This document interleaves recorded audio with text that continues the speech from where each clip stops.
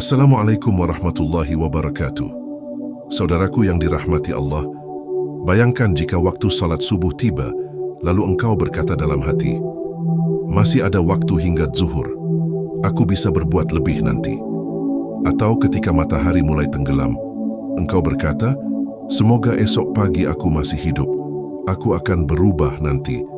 Maka ketahuilah, itu adalah bisikan jiwa yang lemah, yang penuh penundaan, yang hanya berjalan dalam hidup ini dengan langkah yang tidak pasti.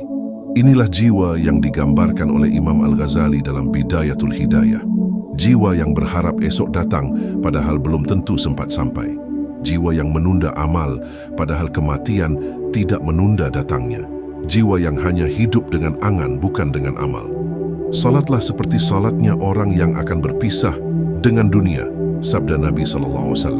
Betapa dalam, betapa tajam, seolah Nabi mengajarkan kita, jangan pernah masuk waktu salat, kecuali dengan kesadaran bahwa ini mungkin salatmu yang terakhir. Namun banyak di antara kita yang justru salat dalam lalai. Bukan karena tidak tahu, tapi karena tidak merasa. Tidak merasa bahwa kematian bisa jadi hanya sejengkal di depan. Maka salat pun hanya formalitas. Hati tetap bergelimang dunia. Pikiran tetap tertambat pada urusan fana. Lalu bagaimana nasib kita?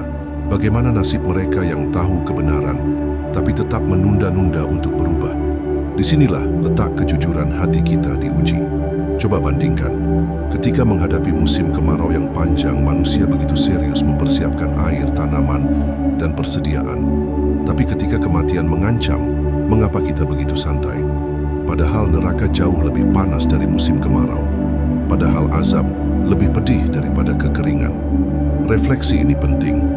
Karena hati yang sadar akan akhir adalah hati yang akan hidup dengan penuh kehati-hatian. Imam Al-Ghazali menasihati dirinya sendiri dalam kata-kata itu dan juga menasihati kita agar kita hidup dengan kesungguhan bukan dengan penundaan, agar kita tidak menjadi manusia yang tertipu oleh harapan esok tapi mati sebelum sempat memperbaiki diri, sebab waktu itu akan hilang dan saat waktu telah tiada, penyesalan tidak akan berguna. Ada satu kisah, yakni kisah Hasan Al-Bashri dan pemuda penunda tobat.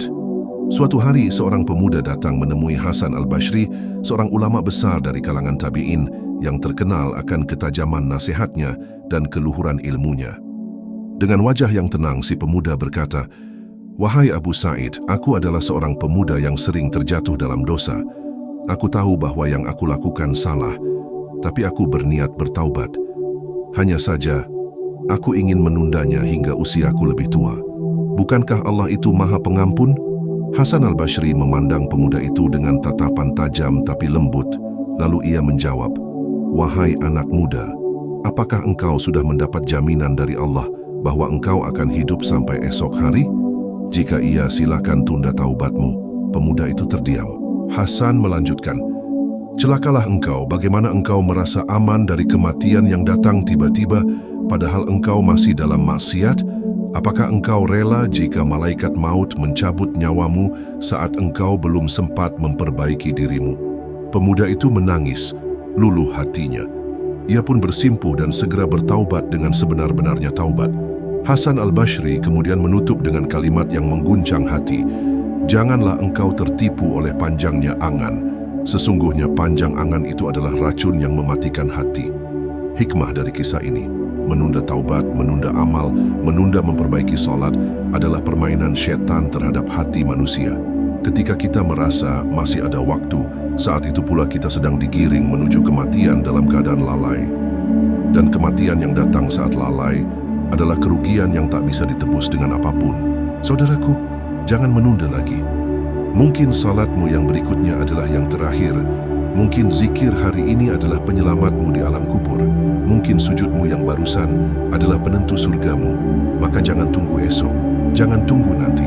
Teguhkan niat, perbaiki amal, sucikan hati. Mulai hari ini, mulailah hidup seakan ini adalah detik terakhir di dunia. Karena hanya mereka yang bersiap yang akan tersenyum ketika ajal datang menjemput. Jika narasi ini menyentuh hatimu, mohon bantu kami untuk menyebarkan cahaya hidayah. Like, tuliskan komentarmu di bawah, dan bagikan video ini kepada sahabat dan keluargamu. Jangan lupa tekan tombol subscribe dan nyalakan loncengnya untuk mendapatkan konten pencerahan selanjutnya. Wassalamualaikum warahmatullahi wabarakatuh.